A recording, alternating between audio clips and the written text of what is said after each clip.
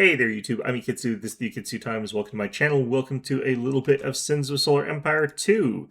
So today I want to talk a little bit about defenses and how they sort of work in the general sense and sort of why they didn't work previously, why the new patch fixes them a little bit, and where they're still a little bit deficient and where they're still good.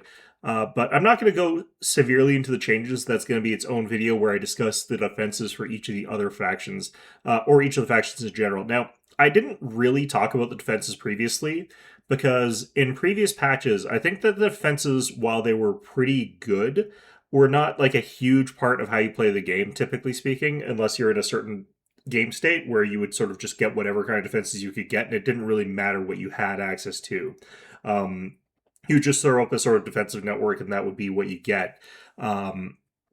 Whereas now, each of the different factions have really different defensive networks that work in a very different sort of way from one another. So we'll talk a little bit about that. But what we want to talk about here is just the different types of attacks that you're going to sort of receive with your defenses and how the sort of defenses work against those and how to defend against those with structures. So over here, what we have is the first type of attack, which is a little bit of a raid. This is where your opponent has built like a light number of fast ships, like say, in this case, Toastwork Raiders. Maybe they've built Stylats, maybe they've built some Disciples, and they plan on just going in and blowing up a little bit of your infrastructure. Now, obviously, certain things are better at this and some things are worse. Advent are really, really bad at raids. By contrast, Vasari are quite good at it. There are some ships that Tech have access to that are quite good at it. But for the most part, this is a Vasari strat. Other factions can just sort of mimic it at a sort of like fractional level there. But basically, the advantage that the Raider has is its huge damage versus buildings as a bonus there. Now, the thing about this is that it's actually really that's not what I want. Okay, it's really actually quite hard to deal with the Vasari Raiders in a certain sense there, and you can ignore this thing.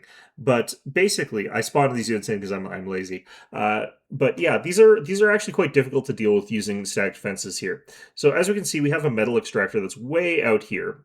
And then we got like the crux of our structures in this little zone here with a bunch of defenses. So all of this is really, really well defended, but generally speaking, these raiders have a pretty decent chance of being able to snipe out this metal extractor. They might take some losses. A bunch of our defenses are the correct type to deal with this, which is to say these hangar defenses. But basically, the raiders, even if they see the ideal counter against them, which is hangar defenses, what they can do is they can just hop out of this particular sector and go over to this one over here, where maybe I don't have any structures here, but functionally speaking, they can keep hopping from plant to plant to plant until they find one that's suitable for their sort of raid style. Over here, we've got a couple of these extractors that are not defended by the correct type of defense platform to stop a raid. As you can see, it's just laser defense platforms that are clustered around our most important infrastructure. And while this will stop raiders from taking out your most important buildings, it's not capable of actually defending the entire gravity well. So your opponent could just sneak in with some raiders, blow up a couple of crystal extractors, get a bunch of money back, force me to spend a bunch of money again, slow down our economy because that's down, and get a successful raid off. So in spite of the fact that this planet over here has got really good anti-raider defense, it doesn't actually stop them from successfully raiding. And this is kind of why it's so difficult to defend against things using structures, especially during the earlier parts of the game. The really good defense against this is that most of your planets are not going to get really early metal extractors necessarily. The faction that does that is actually Vasari. So the sort of best defense is to not give these guys a really good target and to make sure that the areas that do have those targets have got the adequate type of defenses. Now, the reason that carriers are the best type of defense is that they can cover the entire gravity well. If I have these sort of laser defense turrets, or I've got autocannon defense turrets, or I've got the pulse wave defense turrets, they can sort of defend in a circle. And it's a pretty okay sized one, but it's not anywhere near large enough to actually defend the entire gravity well. This crystal asteroid is actually still threatened. These asteroids here are all threatened, so it doesn't really matter what I do with these guys. If I want to defend adequately using laser defense turrets, I have to build a cluster of the defenses over here. I have to build a cluster of defenses over here, over here, over here. It ends up resulting in a large amount of cost at my expense for an attack that may never manifest, or if it does manifest, there's a very real chance that I spent more on these dispersed laser defense turrets than my opponent spent on raiders, meaning that technically speaking, if his raid 100% fails, I'm behind. So you don't want to build up huge amounts of defenses to defend all of your infrastructure. You want to build the bare minimum amount that will successfully defend your infrastructure. This is where the carrier hangars come in play. They're not my favorite type of defenses under normal circumstances, but because you can build a few of them clustered around whatever it is that you want to, they're capable of striking at enemy raiders no matter where they are in the gravity well, making it so that they're an excellent choice for that sort of thing there. However, they do suffer in that they're a little bit worse in straight up engagements for their cost, and especially in regards to the fact that they take up 3 of your military logistics slots for your planet. So you can get 3 laser defense turrets or you can get 1 hangar defense. It's a pretty rough ratio there. Now, you can actually get a bunch of extra effectiveness on these guys because their psi power bonus is much more ridiculous than the hangar defense for the other factions or for your laser defense turret or your beam defense turret, which doesn't get any. So they are still really quite okay. They're quite usable, but I do think that they're kind of the weakest turret in overall effectiveness for stopping a real attack while being the best against raids. So the next type of raid that we want to look at here, and I can't remember what planet I put these on. Nope, that's the wrong one. This one. What we have here are a bunch of the Crastor Destructors, which are just a generic siege platform. And what we have over here is a much more built-up defensive situation.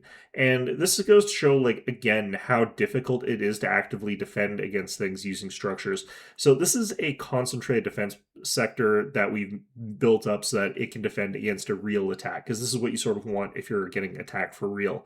However, one of the problems with this kind of concentrated defense is that our opponent here with these Crastor Destructors can easily skirt through our gravity well and still siege down our planet and destroy it. Now, if this starbase has a planetary shield, that really blunts this attack. It makes them virtually useless. You can also spin our structures towards these guys, forcing our opponent to constantly have to micro to make it so that they don't die.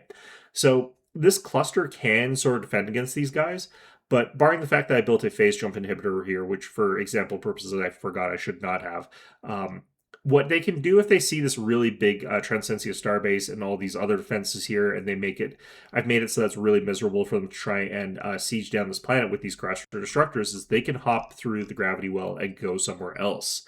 And this is sort of the classic thing that people talk about when they talk about stacked defenses in this game. There's no reason to engage stacked defenses under normal circumstances in Sins of Solar Empire 2, unless they've got a phase jump inhibitor, but we'll talk a little bit about that in just a second. So generally speaking, up until you've got a very built up, very effective defensive structure cluster, including a phase jump inhibitor, your opponent always has the option to just leave and go find a more soft target, meaning you have to build these big defensive clusters around kind of all of your planets. And if you don't do that, they can just sort of hop whatever their sort of forces are and attack those weaker targets in your empire. So it's all or nothing. You either do this with everywhere or you don't do it with anywhere, and you're spending a ton of resources on getting that security. The last type of thing is just a flat-out attack from your opponent there, and this is where this type of cluster is actually kind of okay. The thing about this is that if my opponent sees that I've got all of this structure here and they've got this kind of fleet over here, they could look at this very easily and say, okay, I don't actually want to mess with all those defenses. That's a little bit too much for my fleet to handle, which this probably is not enough to take out all those defenses, assuming these were upgraded. So what they would want to do is hop out of here, but this time there is a phase jump inhibitor.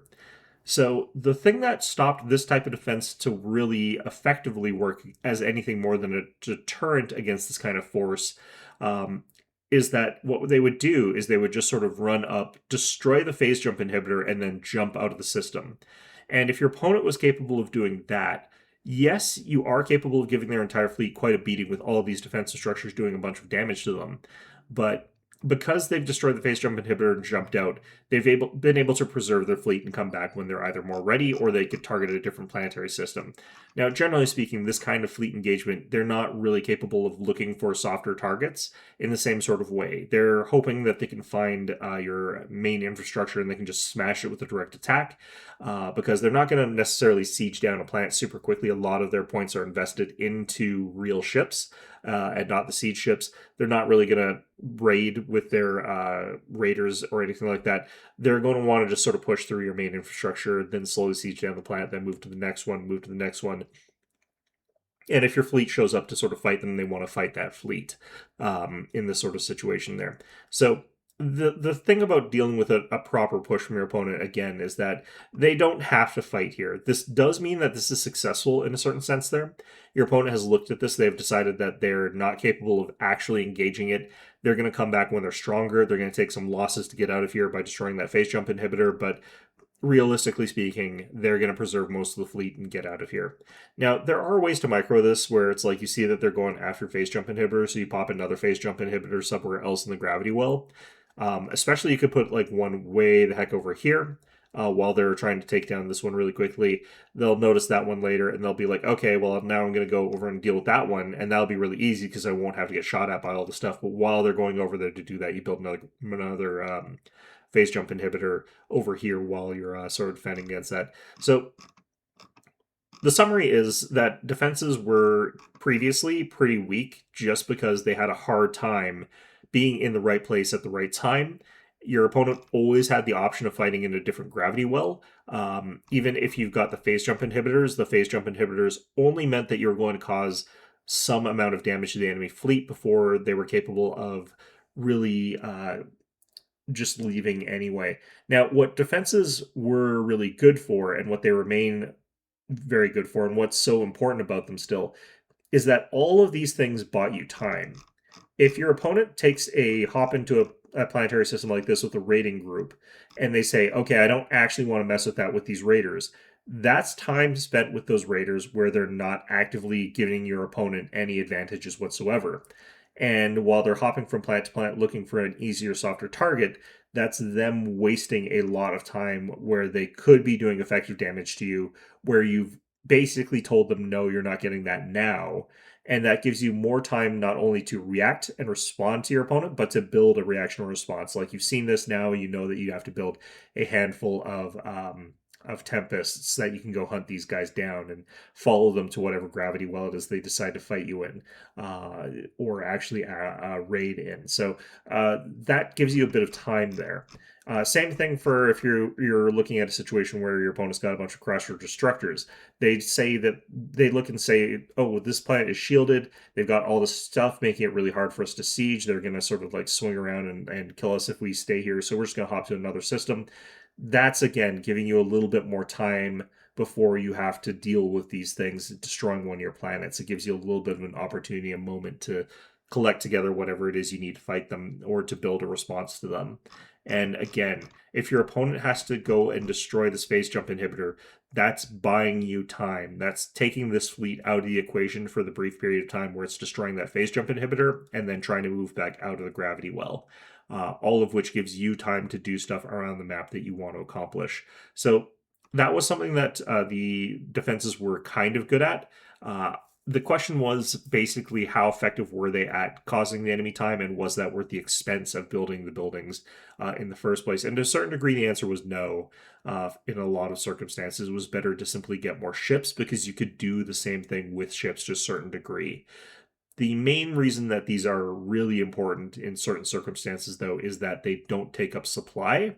And because of that, your fleets can grow much larger if you're relying on defending certain areas with your static defenses if you have to, especially your really key infrastructure where you don't want to have to go back and deal with like whatever small raid your opponent has decided to send against it.